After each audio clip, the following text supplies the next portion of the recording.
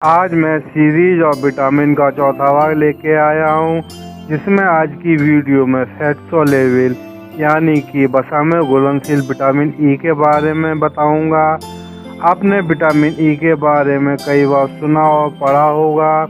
ये vegetable oil, अनाज, मांस, अंडे, सब्जी और वाइट जर्म ऑयल के साथ साथ कई खाद्य पदार्थों में पाए जाते हैं।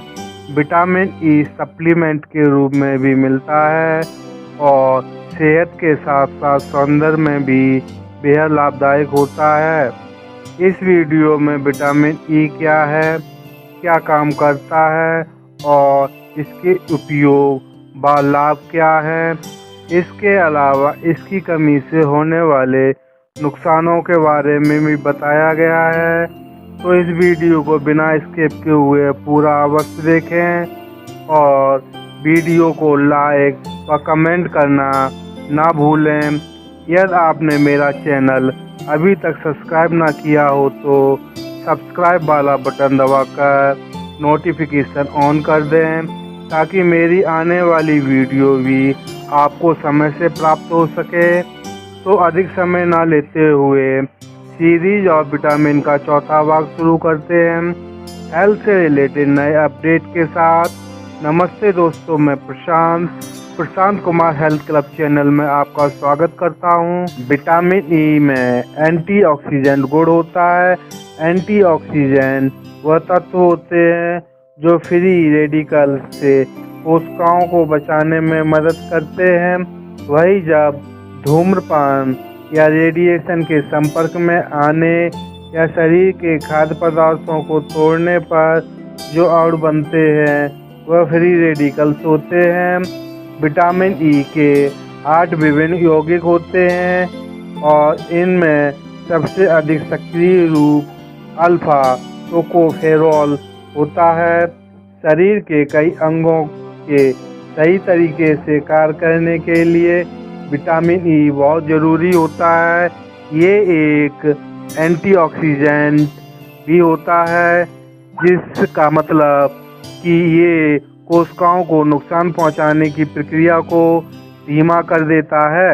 अब जानेंगे विटामिन ई के फायदे। विटामिन ई में एंटीऑक्सीडेंट गुण होता है। एंटीऑक्सीडेंट जो कि फ्री रेडिकल से कोशिकाओं को बचाने में मदद करते हैं। कोशिकाओं की रक्षा कर ये शरीर को कई अलग अलग तरह की बीमारियां जैसे कि डिमेंशिया, हृदय रोग व कैंसर आदि रोगों से बचाने में काफ़ी सहायक होता है। विटामिन ई इम्यूनिटी सिस्टम के कार्य में भी अहम भूमिका निभाता है। ये संक्रमण से लड़ने में कोशिकाओं की मदद करता है। विटामिन ई प्रोस्टाग्लैंडिन नामक हार्मोन उत्पन्न करने में भी अहम भूमिका निभाता है। ये हार्मोन शरीर में होने वाली कई प्रकार की प्रक्रियाओं को, जैसे कि ब्लड प्रेशर, मांसपेशियों के संकुचन को नियंत्रित करने के लिए जिम्मेदार होता है। इसके अलावा विटामिन ई एक्सरसाइज के बाद मांसपेशियों को ठीक करने में मदद करता है।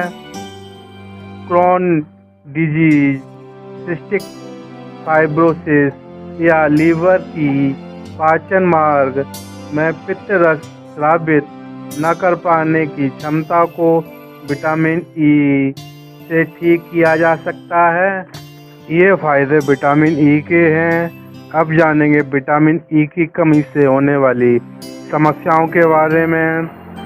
शरीर के अंगों का सुचारू रूप से कार्य न कर पाना, मांसपेशियों में अचानक कमजोरी आ जाना, आँखों के मूवमेंट में असमय स्थिति पैदा हो जाना, नज़र कमज़ोर हो जाना, दिखने में झिलमिलाहट महसूस होना, चलने में लड़खड़ाहट होना, कई बार कमजोरी महसूस होना, प्रजनन क्षमता कमज़ोर हो जाना। हमें विटामिन ई कहाँ से और किस प्रकार मिलता है, तो हम जानेंगे विटामिन ई के स्रोतों के बारे में। वेजिटेबल ऑयल, सूखी मेवा, बीजों और हरी पत्तेदार सब्जियों में विटामिन ई पाया जाता है। बादाम, अखरोट, मूंगफली, सूरजमुखी के बीजों, पालक और ब्रोकली जैसे खाद्य पदार्थों से विटामिन ई की पूर्ति की जा सकती है। अधिकतर लोग भोजन से विटामिन ई को लेते हैं, लेकिन लीवर रोगी, सिस्टेटिक फाइब्रोसिस और क्रोन डिजीज जैसे कुछ विकारों से ग्रसित लोगों को अधिकतर विटामिन ई की जरूरत होती है। खून पतला करने वाली और अन्य दवाएं ले रहे लोगों के लिए विटामिन ए के सप्लीमेंट हानिकारक साबित हो सकते हैं। कोई भी सप्लीमेंट लेने से पहले डॉक्टर से परामर्श लेना जरूरी होता है। यह जानना बेहद ज़रूरी है कि विटामिन ई की कितनी मात्रा लेनी चाहिए।